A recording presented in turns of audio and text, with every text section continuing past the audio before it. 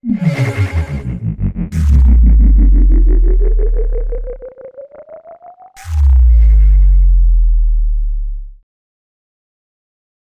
salam PVVNV. Kembali lagi bertemu dalam obrolan asik seputar Eminent Oase PVVNV. Tanggal 18 Maret adalah tanggal arsitektur Indonesia. Dan warga kita ternyata ada loh anak-anak muda yang mereka juga punya bukan hanya profesi, tapi saya menilai mereka cukup punya prestasi juga di bidang arsitek ini. Nah, hari ini kita ngobrol dengan dua narasumber kita. Yang pertama adalah Bro Enrico. Ayo bro, nama lengkap siapa? Lengkapnya Enrico Cleonando. Namanya aja sudah hashtag banget ya. Gak kayaknya Sugianto doang gitu. Sip, seru. Lalu dengan Sis Kesia, nama lengkap? Kesia Paramita. Kayak gitu ya, rasanya dari lahir udah diciptakan memang namanya sendiri unik gitu. Transfer. Saya di Prestigia Blok E6 nomor 2. Cluster ini kan? Ya. Kalau Saya di Vipasia, New Vipasia depannya ya. ya. Jadi supaya meyakinkan bahwa mereka benar warga dari PVVNV. Ya, obrolan karena kita ngomongin ini bulan arsitektur Indonesia juga tuh. Jadi dunia arsitektur sampai sekarang rasanya gini, kalau gue sendiri bukan orang seni ya, tapi aku penikmat seni. Dan aku cukup kagum dengan orang-orang yang punya keindahan dalam berkarya. Karena sekarang tuh totali banyak sekali yang dalam bidang desain kita bilang semuanya bisa dilakukan dengan AI kan. AI gitu ya. Nah, aku kepingin tahu dulu nih, kalau Bro Enrico, kira-kira Bro, kekhususan Bro-nya apa di WRC? Aduh, kalau dibilang ekspertis ya, dia mungkin lebih suka sih bermain dengan kesan-kesan ruang ya, arsitek yang mantap melihat sebuah emosi di dalam ruang sih Pak, gitu ya. Emosi di dalam ruang. Jadi Contohnya misalnya kayak seperti ini kan kita ada di ruangan. Sebenarnya kita berada di ruangan di dalam, cuman kita tidak terpisahkan oleh ruangan di luar. Gitu. ini kita supaya teman-teman tahu juga, kita lagi di Puslaga, Pusat Pelayanan Warga PVVNV, yang desainnya juga menjadi unik harusnya ya. Oke. Pastinya 10 tahun ya, jadi ada di mana ya? Semoga. Jadi seperti itu. Tadi ada kesan yang sebenarnya itu menyampaikan emosinya seseorang. Iya. Itu arsiteknya bagus, itu oke. Nah, langsung aja deh bro, biar teman-teman juga tahu ya.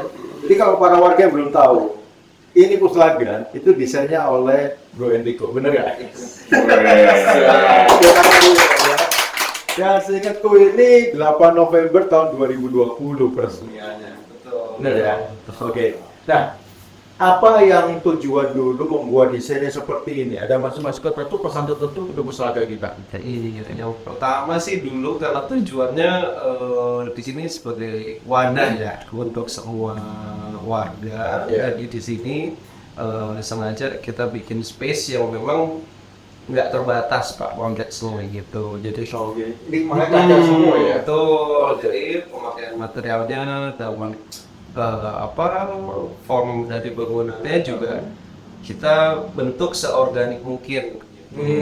Jadi memang kalau dilihat di sini kita pakai material alami seperti kayu gitu ya.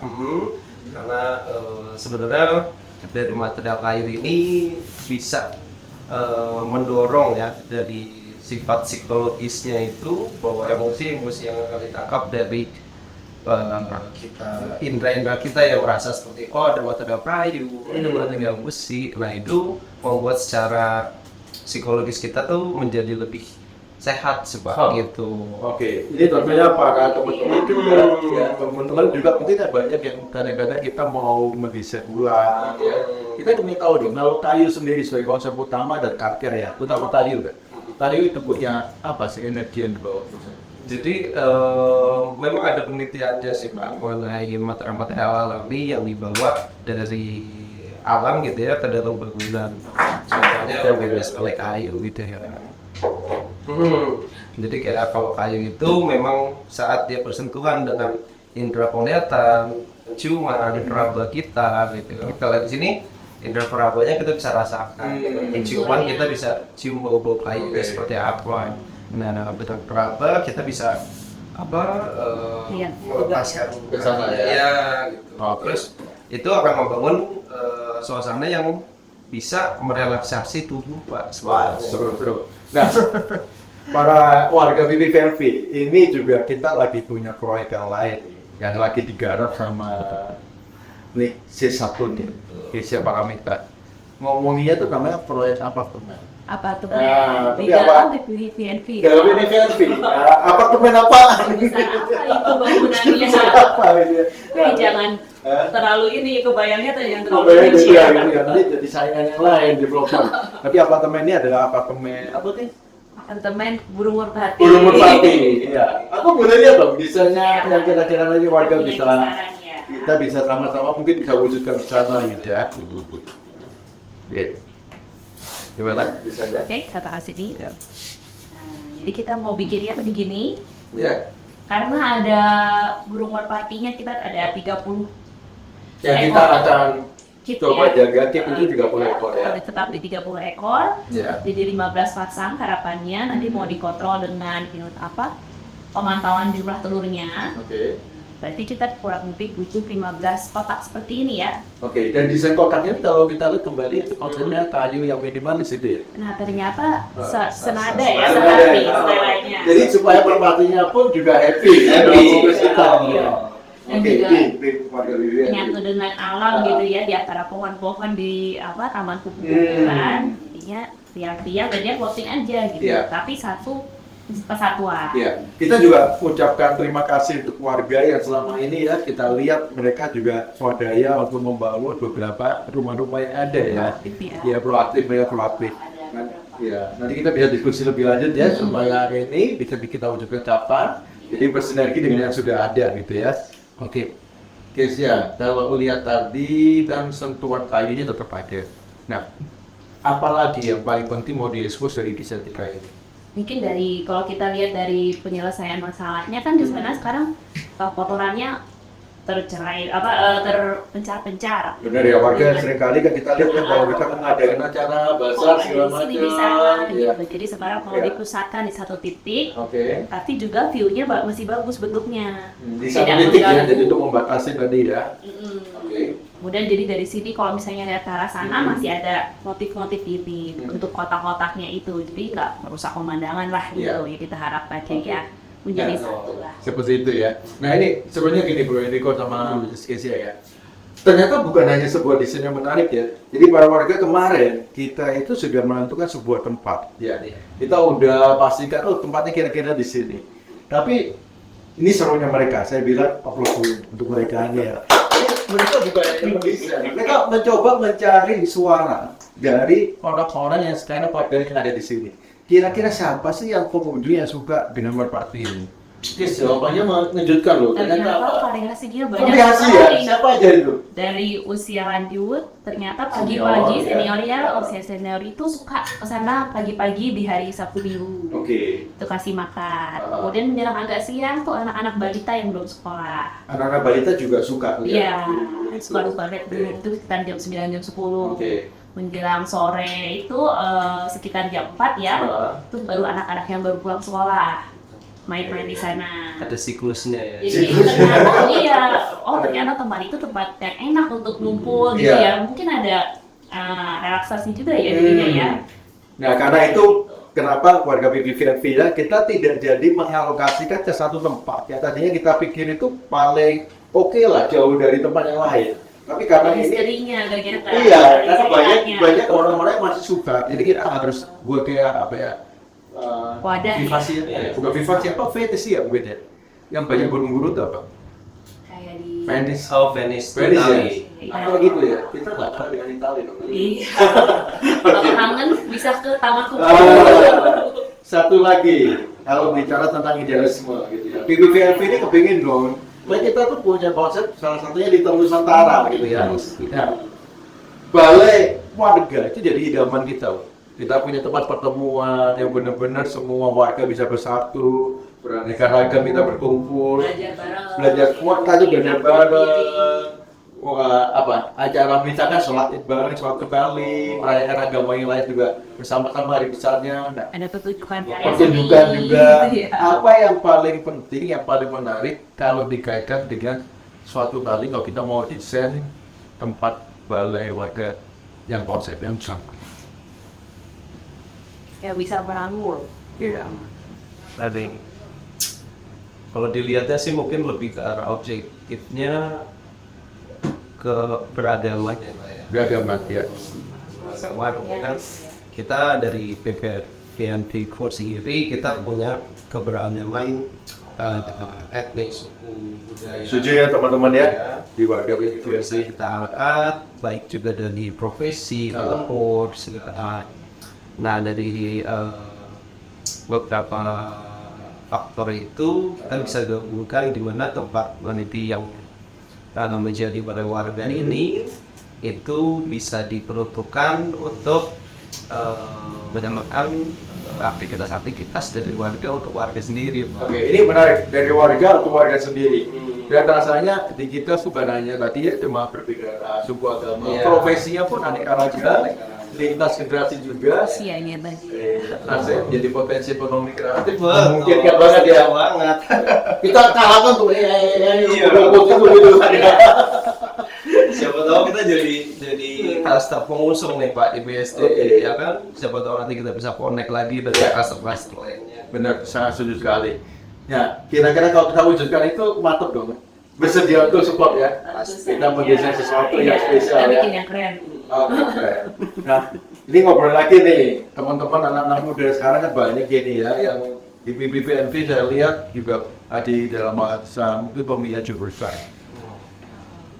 Kalian ini dulu memilih arsitek itu memang pilihan atau kecelakaan? Awalnya itu sebenarnya saya tuh gara-garanya gak suka menghafal. Enggak suka Nggak suka menghafal. menghafal. Berarti kan segala ya pajak gitu ya, sosial tuh udah hilang dulu. Dokteran hilang dulu gitu. Oke. Saya suka gambar. Gambar apa ya gitu kan, berarti sisanya desain grafis, interior atau arsitek Iya. gitu ya. Ternyata kalau grafis itu harus idenya terus seninya kan tinggi. Wah, ntar kalau lagi galau gimana nih gitu, gak punya ide gitu kan ya. Berarti interior atau arsitek. Ternyata kalau di arsitek itu ada tekniknya. Jadi walaupun kalau galau ada dong hitung-hitungannya gitu. Salah. Makanya jadi ke situ, ternyata cemplung lah di situ rasanya. Akhirnya menikmati Seru sih. Seru ya. Iya, struggle. cerita saja pengalaman yang paling berkesan selama jadi menggeluti bidang ini selama lulus itu. Kalau arsitektur tuh sebenarnya kalau mikroskop itu kan dari luar besar, kita lihatnya part kecil. Ya. Kalau arsitektur tuh bilangnya makroskop. Jadi sebenarnya dari yang kecil gitu kita lihatnya harus semuanya. Jadi dalam mendesain suatu tempat, kita lihatnya sekitarnya dulu nih, anginnya gimana, udaranya gimana, materialnya gimana, dengan semuanya itu dijadiin satu tempat. Dalam mendesain yang seperti itu juga kita butuh waktunya sebenarnya apa ya, makroskopnya itu tuh jadi hampir 24 jam. Lagi mandi bisa aja kepikiran, lagi nyetir gitu kan.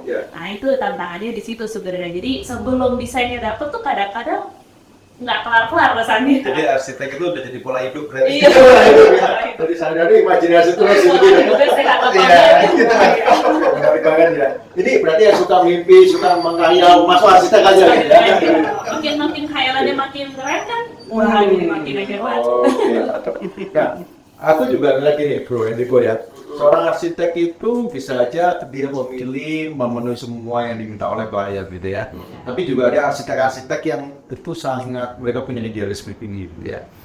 Sebut aja namanya AM gitu ya. Inisialnya AM gitu ya. Saya tahu ya. Tahu ya. Nah, AM ini kan dikenal waktu kuliah. Ya, waktu kuliah itu kan lulus saja dengan IPK 2,3-an sekian gitu ya. Tapi sekarang menjadi satu ikon yang menarik di Indonesia ya. Nah, sebenarnya apa sih yang kita mau pesankan ke teman-teman ya, adik-adik nanti yang mau masuk di arsitek? Bagaimana untuk kita itu menjembatani antara idealisme semua orang ya. Kita sebagai kreator tentunya ya. Dengan apa permintaan pasar yang sekarang terjadi. Nah, kenapa aku mau bilang gini? Aku langsung aja tonjok. Bro kan punya hasil karya, yang aku baru tahu itu, yaitu salah satu bank terbesar di Indonesia, tapi namanya ya Dan itu ada di Semarang, ya di Semarang.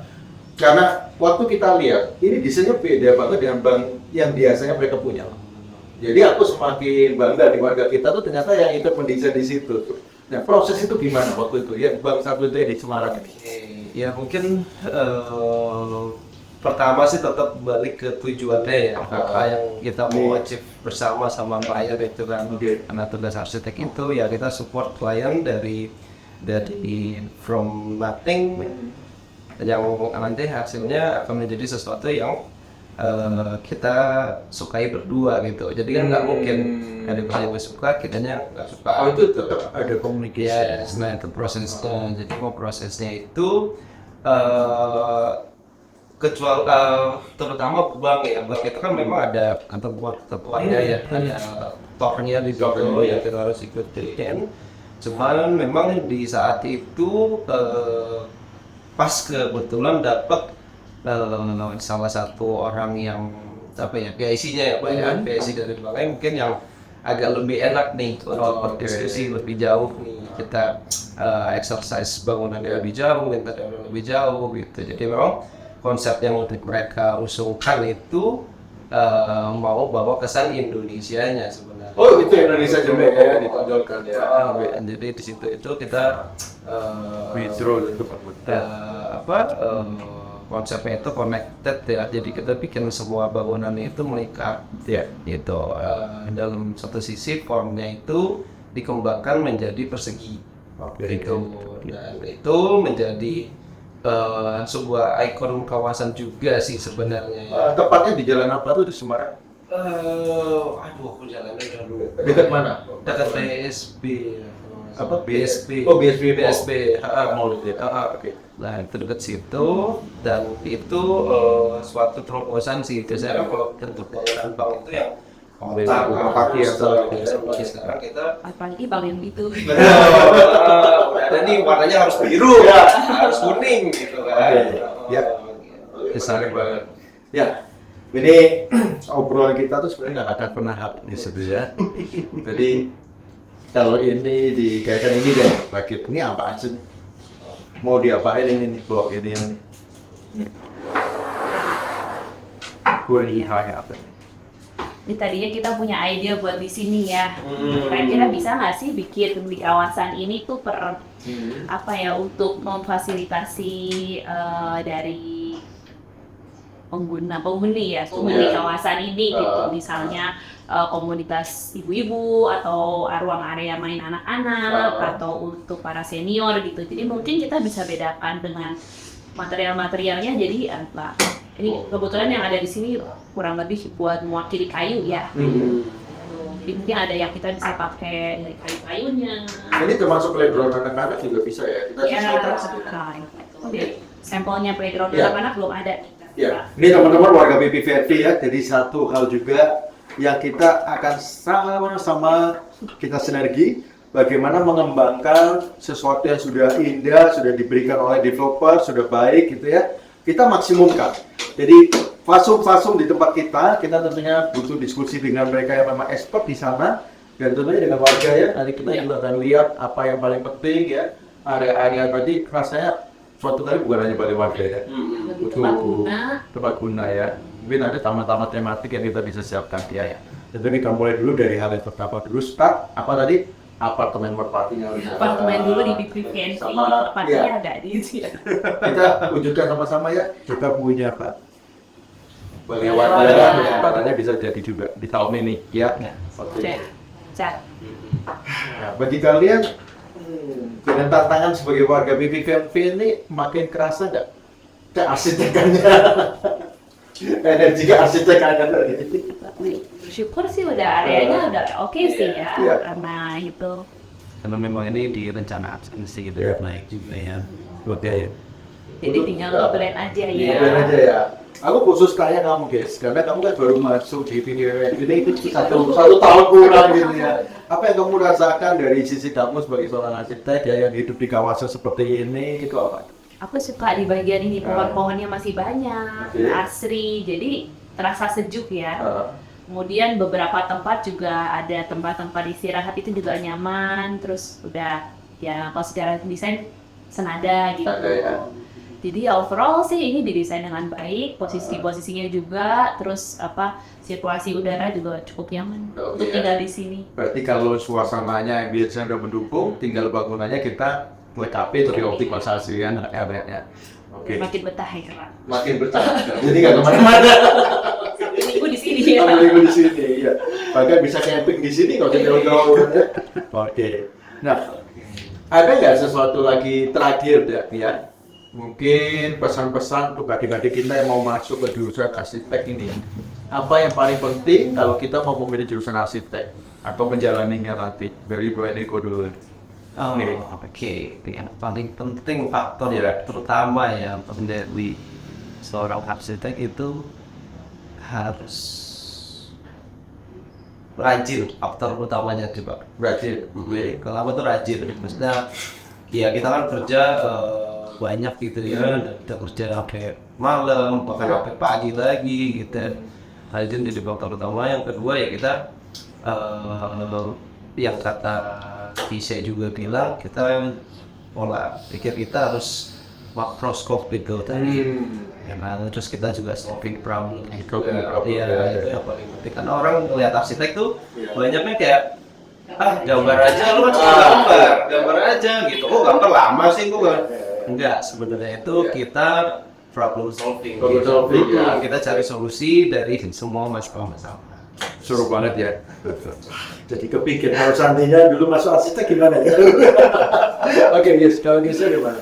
Macam-macam sih Pak. Tadi makroskop itu tadi juga jadinya Ya. dengan kita nego ke klien itu kan Ya, juga butuh itu skill bisa komunikasi juga. juga ya. Jadi ya yang penting sebenarnya cinta juga ya, cinta sama arsitektur.